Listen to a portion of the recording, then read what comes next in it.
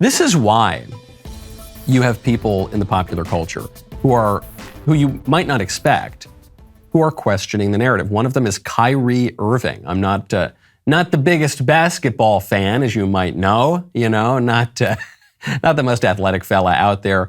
Kyrie Irving, I was just watching his interview, his press conference, and I expect the press to be talking about basketball and stuff like that. And instead, I find all the press wants to talk about is the fact that Kyrie Irving posted a generally innocuous, seemingly innocuous Alex Jones clip once to his Instagram. Kyrie, while we're on the topic of promotion, why did you decide to promote something that Alex Jones said? That was a few weeks ago. I do not stand with Alex Jones' position, narrative, court case that he had with Sandy Hook, or any of the kids that felt like they had to relive trauma, or parents that had to relive trauma, or to be dismissive to all the lives that were lost during that tragic event. My post was a post from Alex Jones that he did in the early 90s or late 90s about secret societies in America of occults, and it's true. So I wasn't identifying with anything of being a campaignist for Alex Jones or anything. I was just there to post, and it's funny, and it's actually hilarious because out of all the things I posted that day, that was the one post that everyone chose to see. It just goes back to the way our world is and works. I'm not here to complain about it. I just exist. And to follow up on the promotion of the movie and the book. Can you please stop calling it a promotion? And it goes on. That was the nice part of it. This reporter just keeps going, but why do you like Alex Jones? Why are you promoting Alex Jones? come on, stop. You can't promote Alex. You can't talk about Alex Jones. You can't, why? And Kyrie Irving is saying, look, I don't know about the Sandy Hook thing or what. I don't care. I'm not saying anything about that. I posted a clip from 30 years ago. By the way, here's the clip. The facts and common sense are in. Yes, there have been corrupt empires. Yes, they manipulate. Yes, there are secret societies. Yes, there have been oligarchies throughout history. And yes, today in 2002, there is a tyrannical organization calling itself the New World Order, pushing for worldwide government, a cashless society, total and complete tyranny.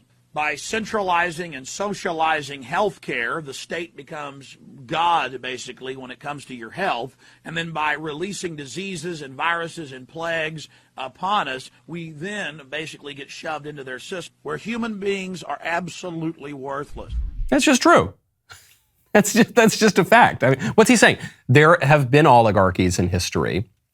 People sometimes conspire in small groups to seize power. And there is a popular phrase called the New World Order that certain people are advocating for. Today, we would probably call that more the Great Reset, but it's the same thing. You still have very prominent people using this phrase saying we need a Great Reset, we need a New World Order. That's just a fact. So why, even, by the way, so Kyrie Irving, right, he's very quick to say, you're trying to talk to me about a Sandy Hook shooting. I'm not saying anything about that. I think that's bad that he said that. Bad Alex Jones, but what's your problem? Why can't I post this clip about how political power is often different than it appears to be? Well, no, you're not allowed to post that. I mean, it makes you wonder, the fact that they're punishing Alex Jones this way, you've now got a court order that he'd pay upwards of $1 billion for getting a story wrong on the air. Yes, he got the story very wrong. Yes, it was horrible what he said. Yes, he's the worst person in the world. Okay, fine, sure. I mean, let's just grant all that. $1 billion for getting a story wrong on the air? Followed by now the demand for $2.75 trillion. It's just so bizarre when you think that many other people in our culture have said way crazier things, way more harmful things that have had much more of a harmful effect in the real world. I mean, just talk about what the kind of lies and misinformation that went on during COVID from the libs who are now demanding a truce and an amnesty and pleading for it. I mean, those lies resulted in much more actual real world harm than anything that even Alex Jones has said. And sure, he's said totally wacky things. Okay, sure, fine. But in terms of real world harm, it hasn't been more harmful than what Anthony Fauci said. Hasn't been more harmful than what Rochelle Walensky said, or Joe Biden said, or any of these other people. So why do they go? Because when Kyrie Irving, I haven't spoken to him about this, but when Kyrie Irving sees not the kind of multi-trillion-dollar requests, billion-dollar judgments against someone for saying something, when he's just being inundated at his press conference by these questions about this one random clip he posted that was basically anodyne in and of itself, that is going to give him and other people more reason to believe, maybe there is a kind of oligarchic political power here. I wasn't totally convinced of it before, but now I wonder. Conspiracy theories, such as they are, grow during periods of a lack of trust in our political institutions. And that's not the end of the story. People lose trust in our institutions because of corruption and conspiracy that actually takes place. We've got the evidence of it in black and white. You know, the corporate media agenda means that the news is presented in a biased way. You know it, I know it, everybody knows it. Thankfully, there is a way to get the most important news of the day without their narrative. That is by listening to one of the top news podcasts, Morning Wire. New episodes are available every morning, 7 days a week, and they cover stories other media outlets won't touch. Every Sunday until the midterm elections. You can also tune into Election Wire for in-depth coverage, candidate interviews, and more. It's the most important midterm election in recent history. It's coming up soon. You'll want to be informed. You will find Morning Wire and Election Wire on Apple Podcasts, Spotify, Daily Wire Plus, or wherever you listen to podcasts. Speaking of the deep state attacking conservatives, Lee Zeldin he's the Republican candidate for governor in New York, and all of a sudden he's under investigation for super PAC violations. Here he is being reported by The Hill. Lee Zeldin, the Republican candidate for governor in New York, is under investigation by the State Board of Elections over allegations that he coordinated with two super PACs supporting his campaign. What does this mean? According to our current silly election laws, candidates can raise an unlimited amount of money.